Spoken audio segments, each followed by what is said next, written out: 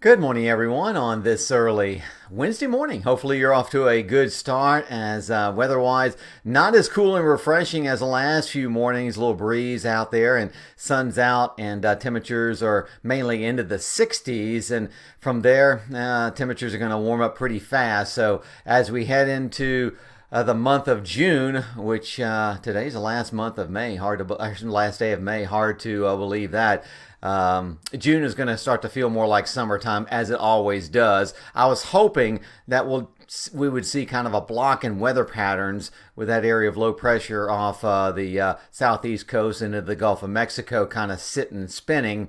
But it looks like it's going to start to move on to the north and east, and from there, temperatures are going to start to warm up a little bit more each day as we head into the upcoming weekend. So we'll get right into that. Once again, I'd like to thank Glass Farm Nursery. Big savings now. Store-wide, especially on their Macho and Boston ferns, only $17.99. So something to maybe check out. But here we go with a look at our temperatures this morning.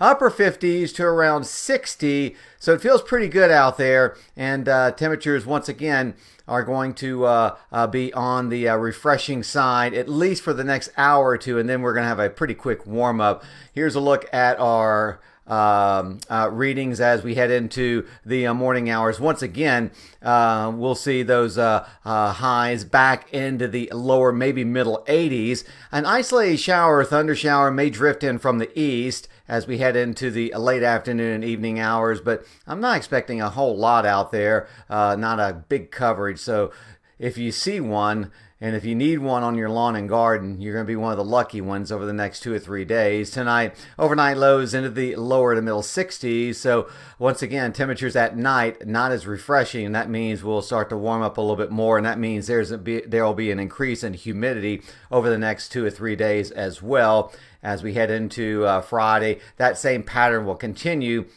And here's our extended forecast, and this is what we've been talking about, that area of low pressure back into the Gulf of Mexico. It may have a slight chance of development tropically, as on that note, the official start of the hurricane season starts tomorrow as well, June 1st. We may touch on that a little bit as we move into your Thursday's morning weather discussion, talk a little bit about the tropics and what I'm expecting for this year. But as we head into the next few days, notice the big heat stays across the middle Mississippi Valley, but we're going to see a taste of that as we head into Saturday and Sunday afternoons. Notice those colors, deeper red, trying to move on in. That means high temperatures will be approaching 90 degrees, overnight lows into the 60s. And then for next week, instead of another front pushing on through, it looks like we're going to see kind of a typical summertime weather pattern where we'll see isolated to widely scattered, mainly afternoon showers and storms as that area of low pressure pulls off and moves well out into the Atlantic.